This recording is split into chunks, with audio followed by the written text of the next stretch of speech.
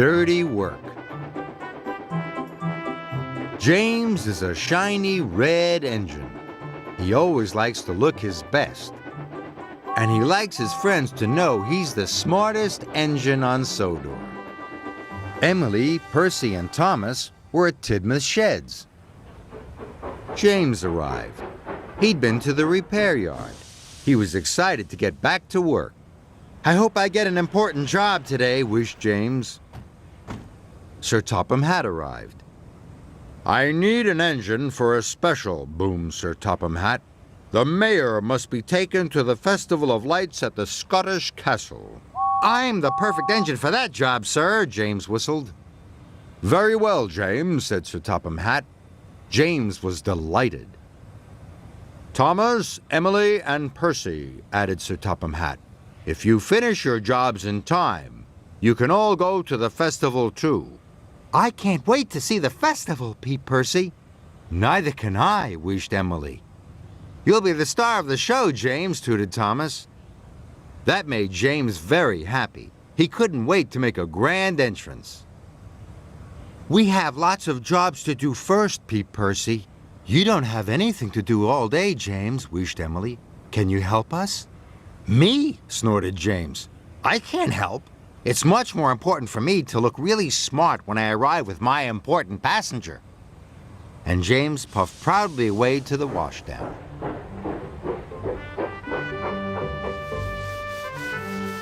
At the washdown, James was very happy.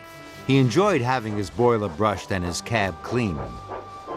Percy stopped by on his way to the quarry. "I still have lots of work to do," he puffed. "Can you help me, James?" "Sorry, Percy," sniffed James. "It's much more important that I look smart.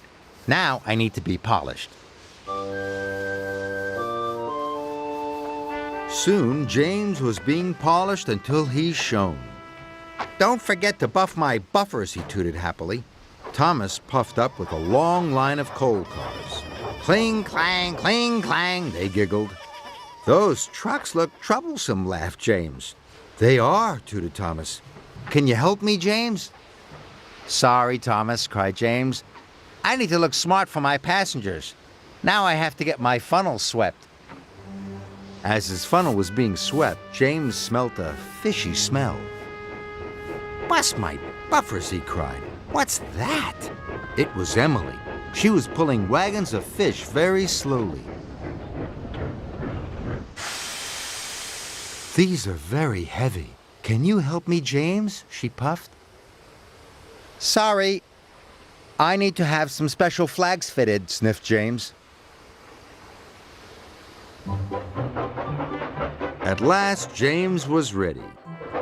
His flags were fitted, his buffers beamed, and his paintwork shone from funnel to footplate. Everyone he passed cheered and waved. "I am the smartest engine ever," James puffed proudly.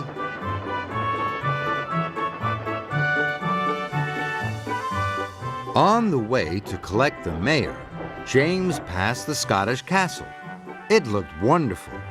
Everything was ready for the festival, and Sir Topham Hatt was waiting, but there were no engines. James was surprised.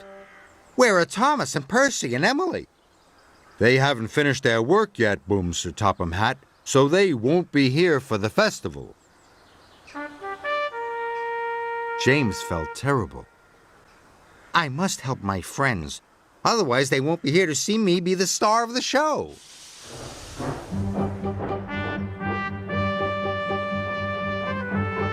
James found Thomas. He was still having trouble with his coal cars. "I'm going to miss the festival," he sighed sadly. "No, you're not," puffed James, "because I'm going to help you."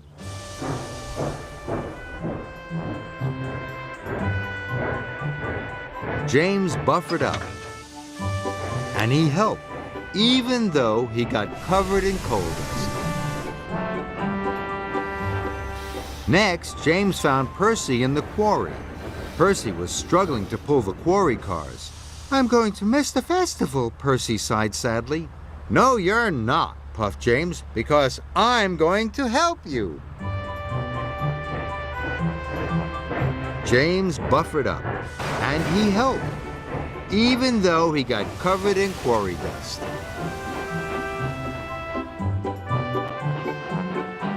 Then James found Emily at the junction. "I can't pull the fish wagons any further, James. They are too heavy. I'm going to miss the festival," she sighed sadly. "No, you're not," puffed James, "because I'm going to help you." And James did,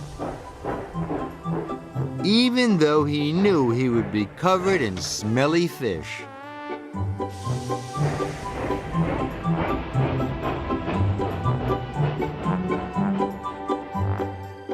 At the Scottish castle, the brass band was waiting.